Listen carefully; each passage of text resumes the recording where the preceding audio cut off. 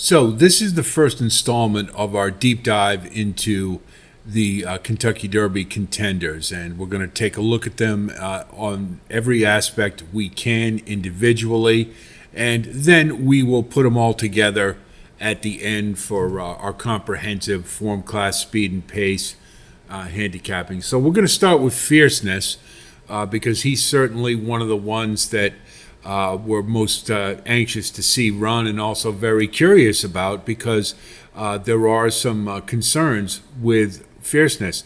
He's owned by the Rapoli Stables. Need no introduction. None of his connections do. Todd Pletcher, Hall of Famer Johnny Velasquez, who gave him a really nice ride, and most recently in the Florida Derby.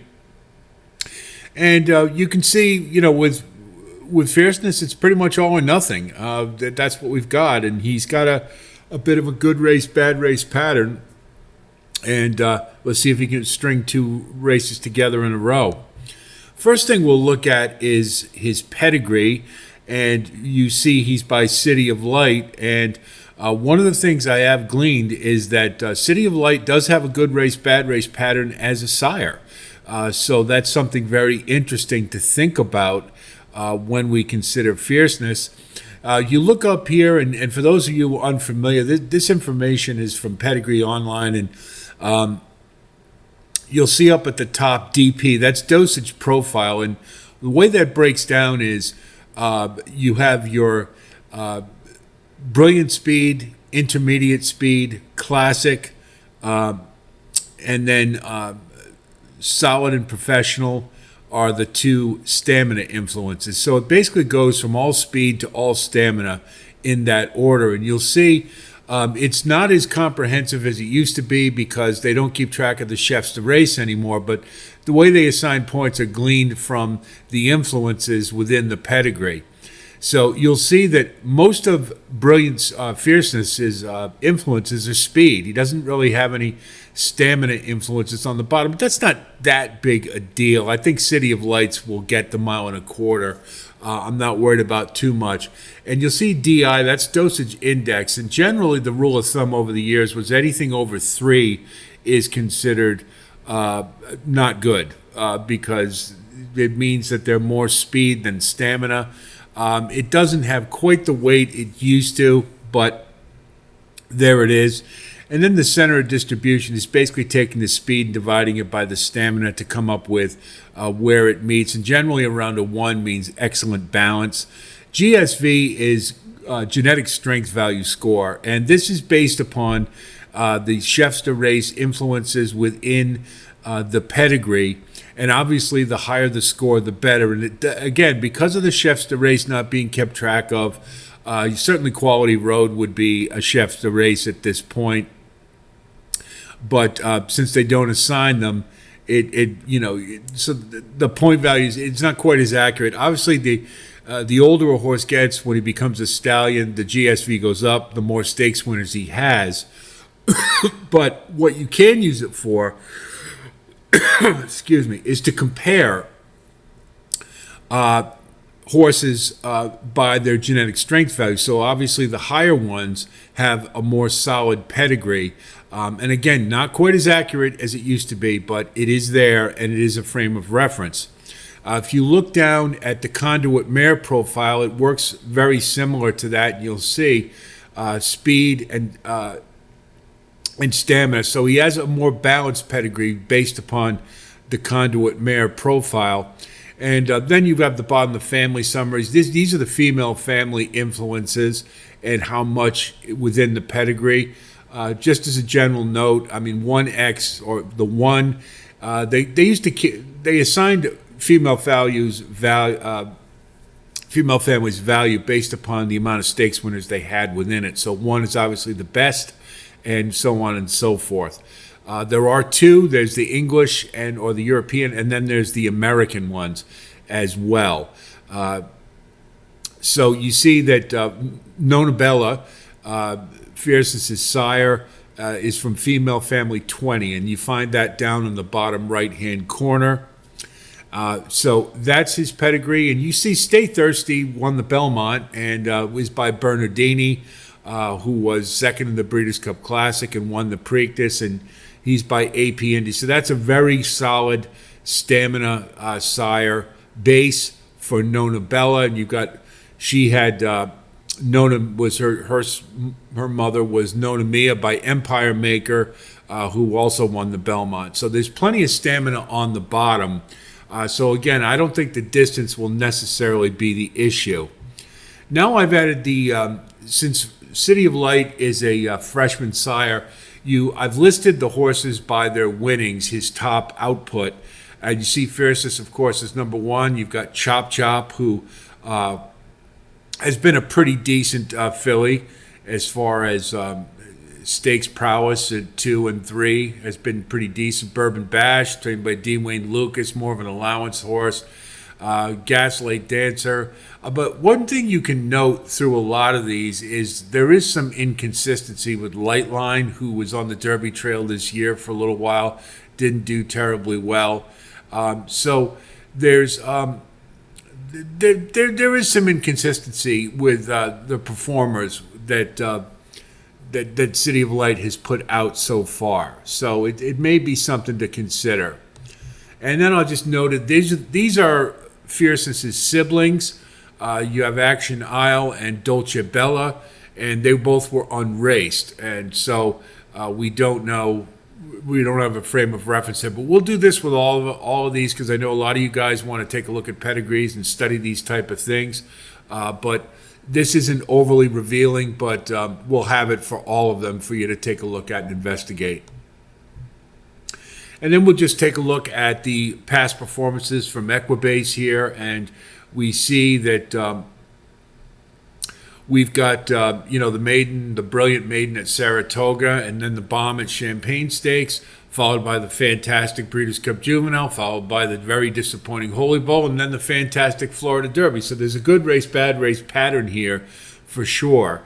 So this is obviously the biggest question that we're going to have about Fierceness. So now we're going to take a look at the individual races of note, the Champagne Stakes, the Breeders' Cup Juvenile, the Holy Bull, and the Florida Derby. So let's take a look at those.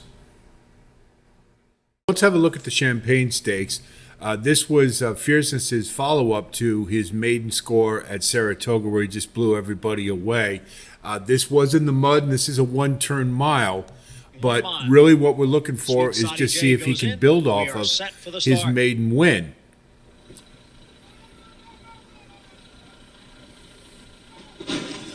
You see a little hop at the break there, but nothing really, not too big a deal. He's still able to get into decent position. Probably wanted to be a little more forwardly placed, I think. But at this point, he's looking pretty good. He's got decent position. With Fierceness down at the rail, and had to check a little bit there, but nothing that big a deal, really. And Dancing Groom. The opening quarter in the slop in 22 and 2/5 seconds. General Partner by 3/4 of a length. Sweet Sadie J is second by a half length, with Gold Sweep on the outside running in third. Timberlake advancing down at the rail from fourth. Then El Grande O and Fierceness, those two are right together, and they've got 4 lengths on Air Cav and another 4 to Dancing Groom. The opening half. See, now he starts to get busy here, and now you think that he's going to run his race. And now Fierceness, no excuses at all right there. I mean, he's just, but he just flattens right out. Who's coming on, and then El Grande O, Sweet Sadie J drops out of it, and they're moving for the quarter pole with General Partner challenged now by Timberlake on the outside. Fierceness is third, 3/4 in 1, 10 and 2. He changes leads right on cue, and Timberlake. He just doesn't have it. General Partner continues to battle on as they hit the furlong marker. And it's as if he was just saying, I just don't feel like running today. Back running in second. Dancing Groom moves to third. You see just no factor at all in the race. And who's going to win the Grade 1 might have been a little bit of a bounce off of the maiden score. You could say that, but pretty disappointing effort for a horse that looked to be so brilliant. 1 minute, 35 and 4/5 seconds. We'll have a look at the Breeders' Cup Juvenile. Ready for the start. They're off in the you see he broke really sharply here. And the best No problem at all. Right into position. Exactly where he wants to be. He's running easy. Doesn't look anxious at all. Running in between those two and racing 5 lengths off the lead. Then Locked, followed by a 3 wide noted. You kind of get an idea how small a horse he is in comparison to some of the others. And that is a little question mark I do have, is that he doesn't seem to have grown a whole lot, gotten much bigger. And 20-horse field, small horse, something to think about. Prince of Monaco is 5th. He's 5 from the front. He's traveling easy here, no problems at all. Then noted Locked. And between those two, Cuban Thunder, 8 lengths off of front-running General Partner. And Andy Franco, who went 47.02 seconds for the first half mile. Fierceness, pace, as you can see, it was kind of slow, so everything's going his way at this point. Behind the leaders. Timberlake is getting going now. A 3 wide run, but on the charge within 4 lengths of the front. Prince of Monaco. When you consider the Champagne Stakes was pretty quick and this was kind of slow, you know, maybe there's something to that. You see right here, the race is over. I mean, he's traveling easy. Changes leads right on cue. And goodbye. Fierceness is opened up here to a 2-length lead. Muth is second, then Timberlake down the outside. But it is going to be Fierceness and John Velasquez. And the fact that, you know, Muth came back in the Arkansas Derby like he did, it really validates what a solid effort that was. And that's why we're so excited about him. So here's the Holy Bull, and this is Fierceness's 3-year-old debut, and certainly had a lot of high expectations going into this one. And they're off in the 33rd. See a little bit of bump in there, and he kind of gets sandwiched a little bit, a little squeezing. But he just, Johnny V rides him right over, gets him into the clear. And he is carried wide, you can say that, and he looks a little keen, but not that big a deal. And right here, he's exactly where he wants to be again. Around the clubhouse turn they go. The leader is Hades, in front 3 parts of length. Inveigled in the middle, and out 3 wide goes you see a 25 opening quarter, that's walking at Gulfstream. So at this point, out the back, the trailer is Dancing Groom. no excuses whatsoever. He's exactly where he wants to be. He's got nothing to chase. Fierceness bides his time. He's now 3rd. C-Streak is on the far outside. He's racing in 4th, so no breather for Fierceness as he has a horse on his outside. Back from the inside, that's Domestic Product to race together with Otello, and the trailer is Dancing 50 for the half. I mean, it's just walking. The 2024 Holy Bull. No excuses whatsoever. And you think at this point, he's just going to blow this field away. And there he goes. Fierceness for a neck advantage. Hades tries to counterpunch. But that was the extent of it. He's idling. Inveigled, hanging tough from between horses. Another 2 lengths back to Domestic Product, and dropping back to last is Dancing Groom, just ahead of him. And you know, you consider what Hades has done in his last couple, and really does not flatter Fierceness whatsoever for this one. Gaffleon getting a response from Domestic Product, and it's time to go to work. Get a pretty close to Domestic Product, but he's not home yet. at this point he should win this race, and he just doesn't have it. Once again, he doesn't feel like running, just wants to run around the track with the fellas. Really lousy 3rd. Wins the Holy Bull under Paco Lopez from Domestic Product 2nd. Fierceness, he was empty. He finished 3rd. So here's the Florida Derby, and this is, you know, in the pattern, we kind of expected that he'd probably run a pretty good race. I thought the 10-hole was going to be a problem, but as we know, it wasn't. And now the 73rd Florida Derby. They're in the gate. And there was the key right here. Just a perfect break. And Johnny V just hustles him right out, keeping him out of trouble. That's exactly what you need with Fierceness, apparently. You know, why not? He's the best horse. Put him on the lead. And as we know, this race is pretty much over at this point. They're followed by Real Macho, who races outside of Hades. Hades is about 24, 3.5 lengths off the speed moderate ahead to of slow. Iris's Dream. Covered up between horses is Conquest Warrior, and the early trailer is Frankie's Empire. The opening quarter just 24 seconds flat. Now we saw in the Champagne Stakes when the pace was quick, Fierceness didn't have much response to it, and the Holy Bull was pretty slow, and the Breeders' Cup Juvenile was pretty slow, and this is probably average. So you got to wonder about that, because the Derby, the pace is likely going to be pretty quick. It always is, because you got to have somebody who's going to be keyed up and gunned to the lead. Right here, I mean, he's traveling easy, no problems at all. On Fierceness, who tries to sneak away. 3/4, 111-1. They run to the 5/16, and Fierceness, he is getting away. He's now 4 in front. You know, this was not the greatest of fields, as we saw. You know, Hades didn't follow up this race with anything in the Lexington, and generally, you know, the Florida horses this year weren't very good. Conquest Warrior was a total dud. I mean, he just, you know, he does what a good horse should do. He just blew away a mediocre field and onto the Derby. So now let's have a look at the pace study for Fierceness. And we've got the 3 representative 2-turn efforts to look at. And one of the things that we look for in this are patterns of improvement, particularly when it comes to the 3FR or the final fraction of the race. The better it is, obviously, the better chance a horse has to get the 1.25 miles.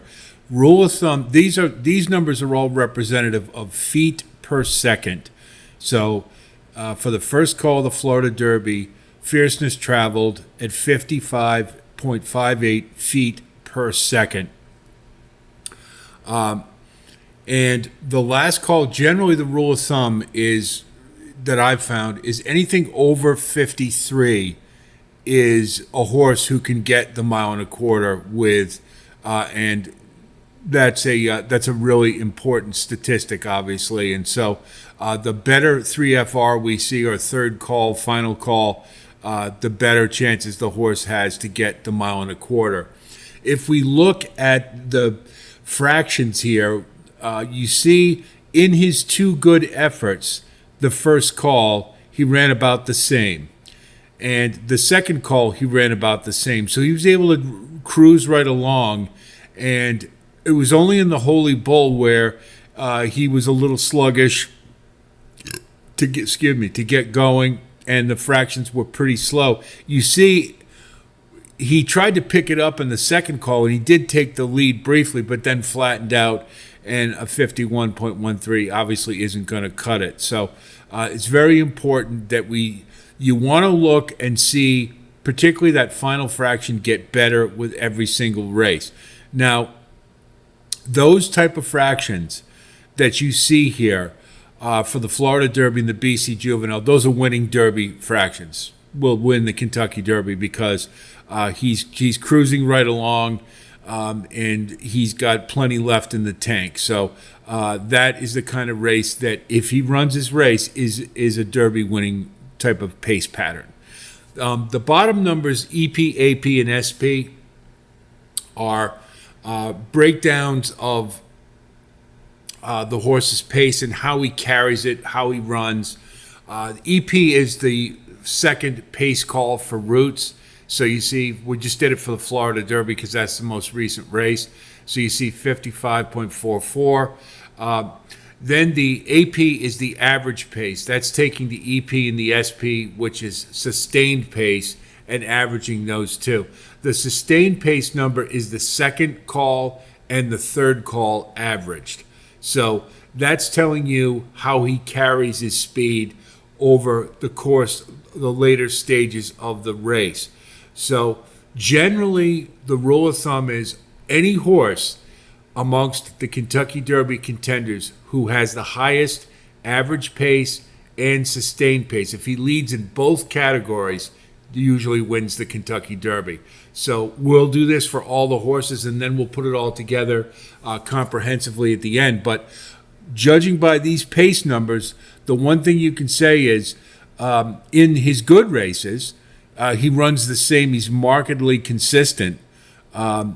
from the BC Juvenile to the Florida Derby, he basically ran the same. So it doesn't necessarily say he's progressing, but he's kind of like Forte last year. You know, Forte didn't really progress. He stayed at the same speed levels, same pace levels. It's just others caught up to him, particularly later in the year. So this is a horse who maybe hasn't necessarily moved forward from 2 years old, but he's still running at a very high level. So it's very encouraging if you look at these pace numbers that if Fierceness runs the kind of race we know he can, he would have to be considered a very legitimate candidate for the Kentucky Derby. So to sum it up, obviously Fierceness is a horse with a ton of talent. There's no doubt about that whatsoever. The issues and concerns, a clean break. We know if he can get away cleanly out of the gate, then that's half the battle with him. Obviously, in the Champagne Stakes, he had a little bit of trouble, and the Holy Bull, he got pinched a little bit. But when he was able to go unencumbered out of the gate and get to where he wants to, which is just off the leaders or on the lead, then he's got a chance. Feels like running. We watched all the races, and I couldn't find anything to really tell me why he didn't run better in the Holy Bull or the Champagne Stakes. It was just very hard to fathom. I mean, as we know, some horses need a race sometimes. He may be one of those. The Holy Bull he just may have needed a race. We don't know. I mean, that's just such a big question mark. And then, obviously in keeping with that is avoiding adversity. The two races where he's had a bit of a challenge, where he hasn't got everything his way, he's had trouble. The Holy Bull, I thought the Champagne Stakes was more alarming to me than the Holy Bull, because I look at the Holy Bull as he just needed a race, because he did take the lead briefly, and that'll happen a lot of times with horses who are coming off a long layoff. They'll make a big move, and you think it's business as usual, and then they just flatten out. So obviously the Florida Derby is very encouraging, but it is a 20-horse field. There is often a lot of bumping at the break, and it'll all depend on what kind of post position he gets. I actually think the further out this one is, the better it is, because then he's less likely to encounter any trouble. So much like Big Brown, in 2008, he was just the best horse. He was in the 20 hole, and it just didn't matter. And Fierceness may be one of those horses. So certainly a lot of questions to be answered, but based upon what we've seen, this horse has to be considered one of the top 3 win candidates for this year's Derby.